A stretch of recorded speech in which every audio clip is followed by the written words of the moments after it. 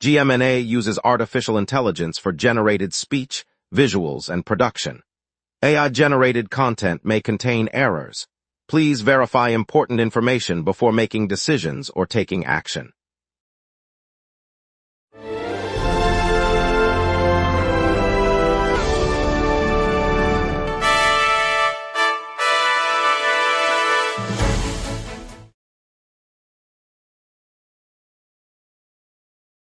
Good evening, Montreal. Sweet strawberries are ripening early thanks to recent rain, while the city has set aside $40 million for new police body cameras.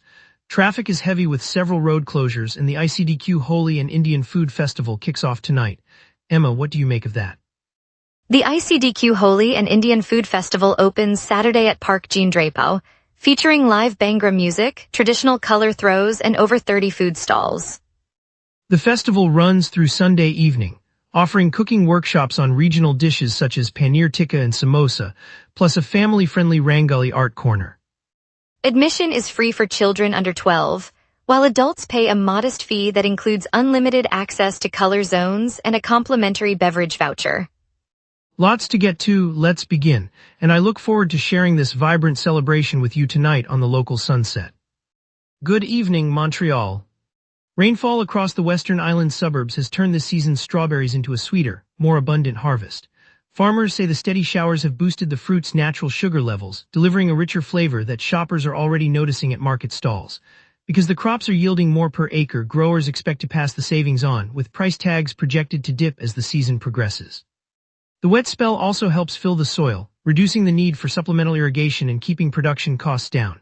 Local growers credit the recent weather for both the taste boost and the promise of lower prices, a welcome development for families planning summer desserts and picnics. As the rain continues, the strawberry patch looks set to keep delivering both flavor and value throughout the remaining weeks of the season. City officials announced today that $40 million has been set aside to fund body-worn cameras for the municipal police. The money will cover purchase, training, and installation across all patrol units. Police leadership said the devices are meant to document interactions and create a clear record for investigations. The City Council approved the budget unanimously, citing transparency and accountability.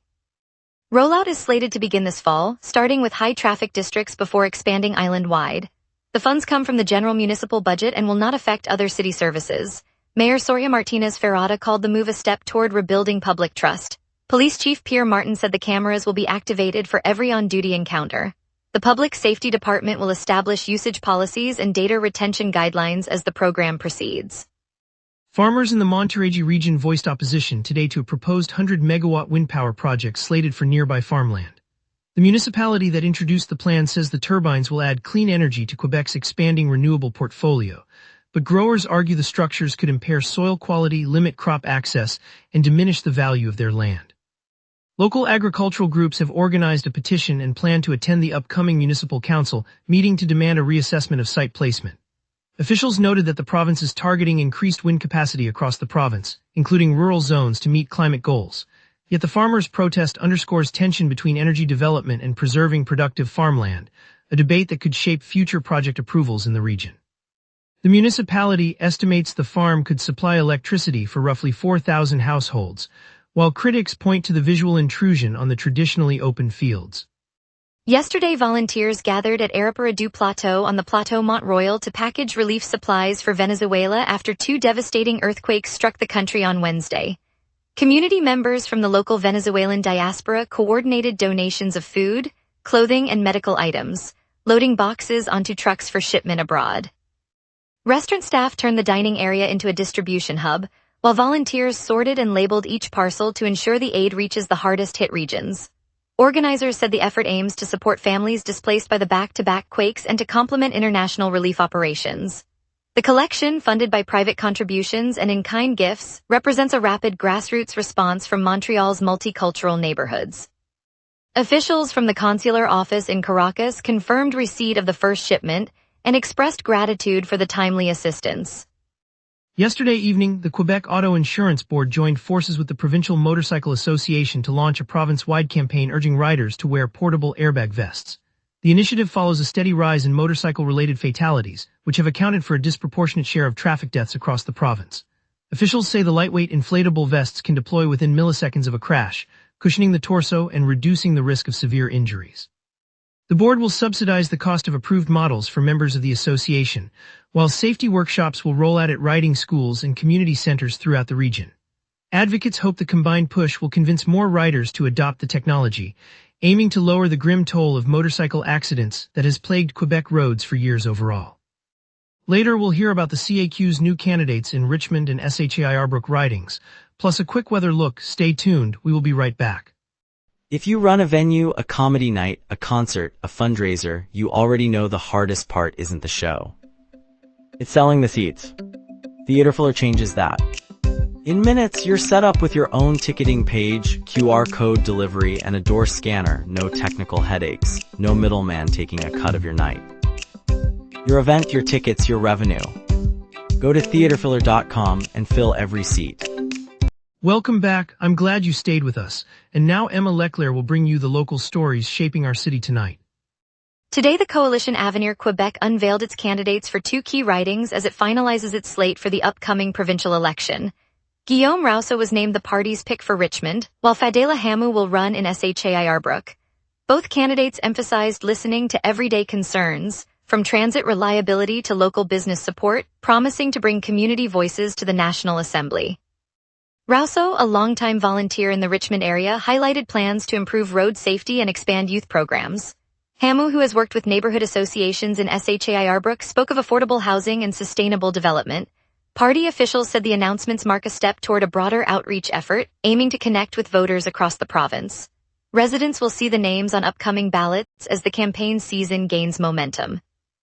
Yesterday, the city of Mercier submitted a petition to the Quebec government, demanding action on the chronic gridlock that has plagued Route 138 on the South Shore. Municipal officials said the petition reflects mounting frustration among residents who endure daily bottlenecks, especially during rush hour. The document outlines specific concerns, from lengthening commute times to safety hazards caused by stop-and-go traffic. Provincial representatives were asked to prioritize infrastructure upgrades and traffic flow improvements to restore reliable travel for commuters. City leaders noted that the congestion issue has persisted for years, and this formal appeal marks a coordinated effort to secure provincial support. The petition reflects the city's ongoing request for provincial involvement, a step municipal leaders have taken after repeated calls for relief from the chronic bottlenecks that have long characterized Route 138. Residents hope the petition will prompt concrete measures, easing the strain on their daily routes. Yesterday, the beloved French-language version of Les Miserables opened its doors again for audiences in both Montreal and Quebec City. The production, featuring a cast drawn from across the province, brings the iconic story of redemption and revolt to local theaters in the language that resonated with Quebec audiences the first time around. Ticket holders can expect the familiar soaring scores and dramatic choreography, now performed on stages that have welcomed the show before. For families and theater goers looking for a night out, the revival offers a chance to experience a world-renowned musical without leaving the city. The schedule includes multiple performances over the coming weeks, giving residents plenty of opportunities to catch the classic tale in French. Cultural listings have flagged the revival as a marquee event, attracting both longtime fans and newcomers eager to hear the powerful French lyrics. Yesterday in Buffalo, the Canadiens added a new prospect when they chose defenseman Timofey Runso on the second day of the NHL entry draft. The Russian-born player joins a roster looking to blend youth with experience. Across the league, the Maple Leafs moved veteran defenseman Brandon Carlo to St. Louis, receiving 2 third-round selections in return. The trade gives Toronto additional options as the draft progresses, while the Blues strengthen their blue line with a seasoned presence. Both moves reflect the usual flurry of activity that defines draft weekend, as clubs shuffle picks and players to shape the upcoming season. Fans can expect Runso to attend training camp later this summer, and Carlo to report to the Blues organization as they prepare for preseason preparations. Local supporters will be watching closely as both young talent and seasoned grit take shape on the ice. Yesterday, former champion Alberto Contador rode through the streets of Montreal, taking a close look at the route that will host the upcoming UCI Road World Championships. The 7-time Tour de France winner moved from one key climb to the next, noting sharp turns and the riverside sections that will test riders later this summer. Local officials said his on-site analysis will help fine-tune safety measures and inform broadcasters who will follow the race. Residents spotted the Spanish Star near the Old Port and along the St. Laurent Boulevard, prompting a brief surge of curiosity among cyclists and pedestrians alike. City planners confirmed that Contador's feedback will be incorporated as Montreal finalizes signage and crowd control plans. The The preview adds another layer of anticipation as the city readies itself for the world-class event. Now let's check tonight's forecast with our meteorologist so you can plan your evening. A swift western jet is stacking warm air aloft while pressure climbs, setting tonight's clear, mild finish. On this date, Montreal once sweltered to 31.2 Celsius in 2021, a spike that rode the tail end of an unprecedented heat wave across the province. By contrast, the coldest reading fell to 9.2 Celsius in 2024, a sudden dip tied to a lingering Arctic front that pushed unusually low temperatures southward. Normal highs hover around 26 Celsius and lows near 16. So today's 30-degree reading sits well above average, while tonight's 16-degree low remains comfortably within the seasonal range. The live radar shows a clean swath of clear air across the Montreal and the island. No echo appears over the city, and the western jet stream, moving at roughly 176 kilometers per hour, is keeping moisture well to the north. With high pressure nudging upward, the atmosphere remains stable and dry. Expect the quiet pattern to persist through the evening, clearing the sky for the remainder of the night. At 6 p.m., the city sits under a light east breeze of 2 kilometers per hour, humidity 34%, and a clear sky near 26 Celsius. Pressure is near average, but rising, sealing in the dry air that has been supplied by the fast western jet at roughly 176 kilometers per hour. That jet stream funnels warm southerly flow aloft, keeping temperatures near 30 Celsius through the night while limiting cloud development. The UV index reads 7, and gusts may climb to 28 kilometers per hour from the southwest as the evening progresses. No rain is expected, but a severe thunderstorm watch remains active for the Hemmingford, Huntingdon, Mascouche, Rawdon-Joliet, St. Eustache, St. Remy, and Valleyfield-Beauharnois regions. With the atmosphere stable, the night will remain mostly clear as we turn to the 5-day outlook. Looking ahead, Monday brings a clear sky with a high of 28 Celsius and a low of 16, a gentle continuation of the high-pressure ridge.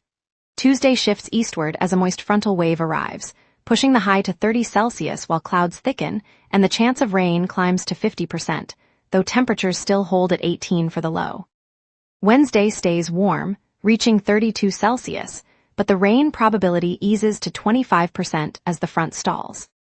Thursday sees a slight cooling to 31 Celsius with partly cloudy skies, while Friday remains steady at 31 with mainly clear conditions and a modest 20% rain chance.